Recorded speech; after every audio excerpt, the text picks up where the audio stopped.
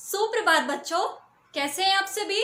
मैं आशा करती हूँ आप सभी अच्छे और स्वस्थ हैं। तो आज हम अपनी संस्कृत की कक्षा में, अपनी कक्षा 7 में आज हम करेंगे अपने व्याकरण का प्रकरण। कौन सा करेंगे अब हम? उपसर्ग। Very good. आज हम उपसर्ग के बारे में पढ़ेंगे और ये जानेंगे कि संस्कृत में हमारे कितने उपसर्ग होते हैं। आपने हिंदी भाषा में तो पढ़ा ही होगा कि उपसर्ग किसे कहते हैं, है ना। चलिए मैं आपको बताती हूँ कि उपसर्ग किसे कहते हैं। सबसे पहले आप सभी अपने बोलेंगे कि उपसर्ग किसे कहते हैं। Very good. जो शब्दांश किसी भी शब्द के पहले जुड़कर उसके अर्थ में, यानी कि जो उसका अर्थ है उसकी विशेषता को बदल दे, उसे हम उपसर्ग कहते हैं। एक बार फिर से सुनेंगे।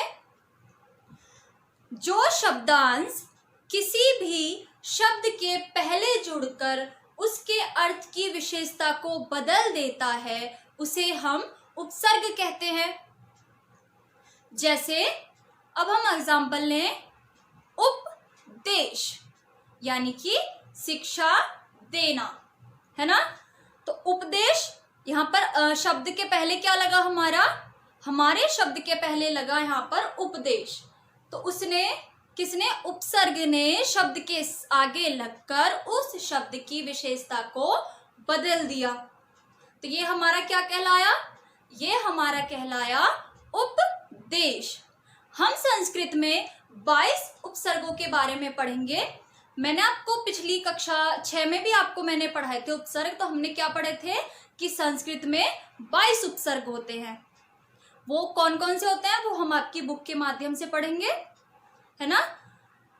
तो आज हम जानेंगे उपसर्ग का अर्थ, उपसर्ग की परिभाषा और उपसर्ग के प्रकार की संस्कृत में कितने प्रकार के उपसर्ग होते हैं या कौन कौन से शब्द संस्कृत में उपसर्ग होते हैं और उनका हम कैसे प्रयोग करते हैं। ठीक है, आइए। ये है आपका पाठ उपसर्ग जो है पेज नंबर 101 पर। आइए अब एक बार आपकी बुक से पढ़ लेते हैं कि उपसर्ग होते क्या हैं। जो शब्दांश किसी शब्द से पहले जुड़कर उसके अर्थ में विशेषता उत्पन्न कर देता है उसे उपसर्ग कहा जाता है। उपसर्गों का स्वतंत्र रूप से अपना कोई अर्थ नहीं होता। ये शब्दों या धातुओं के साथ मिलकर नया अर्थ प्रदान करते हैं। ठीक है, जो उपसर्ग होते हैं उनका कोई स्वतंत्र रूप से अपना कोई अर्थ नहीं होता है। ये शब्दों के साथ और धातुओं के साथ मिलकर ही एक नया अर्थ का रूप लेते हैं। जैसे स्व जमा देश, तो ये क्या हो गया हमारा? अपना देश। तो इसमें जो स्व है वो हमारा उपसर्ग है और इस उपसर्ग ने देश के साथ मिलकर, देश शब्द के साथ मिलकर उसको एक नया रूप दे दिया। उसी तरह आ गए आपका उपदेश, उपजमा देश, तो क्या हुआ? ये उपदेश, इसका अर्थ होता है शिक्षा। पतति गिरता है। उत उपसर्ग लगने पर उत जमा पतति, तो उत्पत्ति। ठीक है, इसका अर्थ होता है उड़ता है। जैसे आ, अनु, अव, अधि, निर, दुर, ये सब हमारे क्या है? ये सब है हमारे उपसर्ग। आ जमा गम, यानी कि उपसर्ग और धातु मिले तो उन्होंने एक नया अर्थ निकाला। तो क्या बन गया हमारा? आगच्छति, यानी कि गम का अर्थ क्या होता है? जाना। दुर जमा बल, तो दुर्बल। उपसर्ग युक्त धातु और उनके अर्थ के कुछ उदाहरण इस प्रकार हैं। जैसे आपका उपसर्ग, आपको एक कॉलम में उपसर्ग और दूसरे कॉलम में उससे सामान्य अर्थ दे रखे हैं। ठीक है, और फिर उन उपसर्गों का धातुओं में प्रयोग किया गया है और उनका अर्थ बताया गया है। तो आइए हम पढ़ लेते हैं पहले।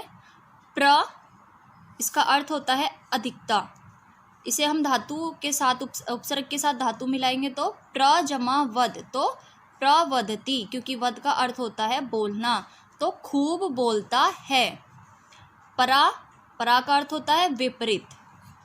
परा जमा जी, तो पराजयते यानी कि हारता है। अप दूर और बुरा, तो अप जमा क्री तो क्या हो गया, अप करोति। क्री का अर्थ होता है करना, यानी कि बुरा करता है। सम का अर्थ होता है साथ मिलकर। अगला है हमारा सम का अर्थ होता है साथ मिलकर, जैसे सम जमा वद तो संवदती, संवाद करता है। अनु का अर्थ होता है अच्छी तरह, तो अनु जमा चर अनुचरती, पीछे चलता है। क्यों? क्योंकि चर का अर्थ होता है चलना। तो ये हमारे उपसर्ग हो गए और ये हमारा धातु हो गया। तो जब हमारे उपसर्ग और धातु मिले तो एक नया अर्थ और एक हमें नया शब्द प्राप्त हुआ।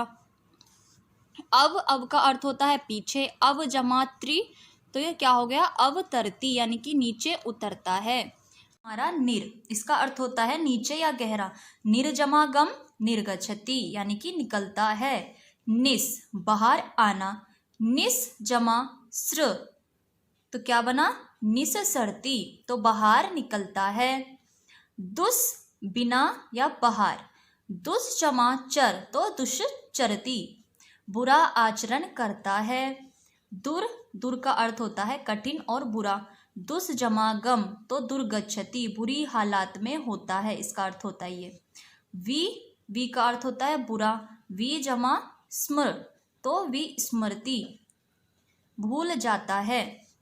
आ विशेष अलग और उल्टा, आ जमा हर तो आहरती यानी कि लाता है। नी विलोम तक, नी जमा पद तो निपतती यानी कि गिरता है। अधि नीचे, अधि जमा गम तो अधिगच्छति ऊपर जाता है, समझता है। अति ऊपर या समझना, अति जमावद अति वदती या अधिक बोलता है। उत बहुत, उत जमागम उदगच्छति तो ऊपर जाता है। सु ऊपर, सु जमा लिख तो सुलिखती अच्छा लिखता है।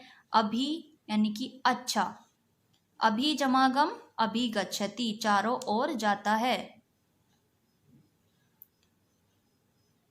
प्रति तरफ, प्रति जमागम प्रति गच्छति उल्टा जाता है। परि तरफ या उल्टा, परिभ्रमा परिभ्रमति यानी कि चारों ओर घूमता है। ठीक है, आप ये सभी एक बार फिर से पढ़ेंगे।